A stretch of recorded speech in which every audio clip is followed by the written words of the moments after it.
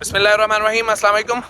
अगस्त का मिड तकरीबन आने वाला है और इस वक्त हम लोग आलू की तैयारी शुरू कर चुके हैं। टनल के अंदर जितनी हमारी सब्जियात लगनी है उनकी तैयारी शुरू कर चुके हैं।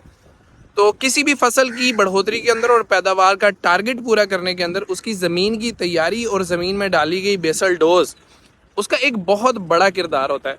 हम अपने फार्म के ऊपर कभी भी डीएपी का इस्तेमाल नहीं करते हैं बेसल डोज के अंदर, बल्कि हम किसी भी किस्म की जो केमिकल फर्टिलाइज़र है उसका ज़मीन की तैयारी के अंदर बिल्कुल भी इस्तेमाल नहीं करते हैं। बाद में इस्तेमाल जो सा होता है फसल की जो ज़िंदगी होती है उसके दौरान वो होता है।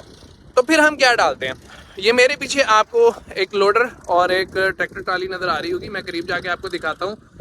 ये वो चीज़ है जिसका कोई भी मुतबादिल नहीं, कोई डीएपी, कोई पोटैश, कोई एनपी इसका मुकाबला नहीं कर सकती। ये पहले हमें बहुत सस्ती पड़ती थी, अब हमें काफ़ी महंगी पड़ती है। उसके बावजूद हम सिर्फ़ और सिर्फ इसी का इस्तेमाल करते हैं। मैं आपको करीब से दिखाता हूँ। ये जी पोल्ट्री मेन्योर के ढेर लगे हुए हैं यहाँ पे भी, और उसके अलावा तकरीबन 3 से 4 कनाल के अंदर आगे हमारा एक स्टॉक है जहाँ पे हम पूरे साल की ज़रूरत की पोल्ट्री मेन्योर जो सी है वो स्टॉक करते हैं। इसमें दो किस्म की आती है। एक होती है लेयर, मतलब अंडों वाली मुर्गी, उसको तो रखना 1 साल बड़ा ज़रूरी होता है, बहुत हैवी और बहुत स्ट्रांग होती है। ये वाली जौन सी है ये जो गोश्त वाली मुर्गियाँ होती हैं उनकी मेन्योर है। इसको हम तकरीबन 5 से 6 महीने के लिए यहाँ पे स्टॉक कर देते हैं। इसके ऊपर बारिशें वगैरह पड़ती रहती हैं और उसके बाद फिर हम इसको अपनी ज़मीनों को, जैसे ये सारी की सारी ज़मीनें आपको लेज़र लेवल हुई हुई नज़र आ रही हैं, अब इसके अंदर हम डलवा देंगे।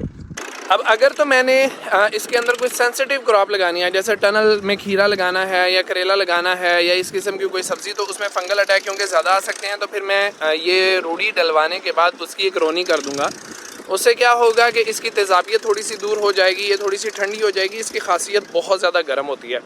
लेकिन अगर मैंने इसमें आलू वगैरह करना है तो क्योंकि जैसे आज भी आपको बादल नज़र आ रहा है, बारिश पड़ने के चांसेस काफ़ी ज़्यादा होते हैं, तो 1-2 बारिशें अगर पड़ जाएंगी तो ये ज़मीन के अंदर अच्छे से मिक्स हो जाएगी और उसके बाद आप यकीन करें 4 डीएपी के बैग एक ट्रॉली का मुकाबला नहीं करते हैं।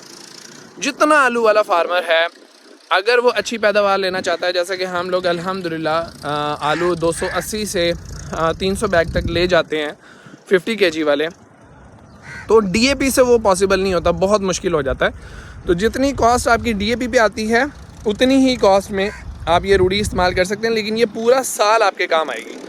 हमने एक जो ये लोडर है अपना सिर्फ इसी मकसद के लिए ख़रीदा हुआ है। इसका पूरा साल कोई काम नहीं होता। इसने उस रूढ़ी को पलटाना होता है और ट्रालियों के अंदर लोड करना होता है और बाद में बस इसने आराम करना होता है। तो ये एक बुनियादी चीज़ है, आपकी ज़मीनों का इस्लाहकार है। जहाँ से भी अरेंज हो, मैं कहता होता हूँ कि जितनी मेहनत आप ज़मीनों को ठेके लेने पे करते हैं, जितनी तलाश एक आप अच्छी ज़मीन के लिए करते हैं, उतनी ही तलाश आपको एक पोल्ट्री फार्म की करनी चाहिए जहाँ से आपको ये पोल्ट्री मेन्योर मिलेगी। उम्मीद है आपको इस वीडियो से फ़ायदा होगा। शुक्रिया।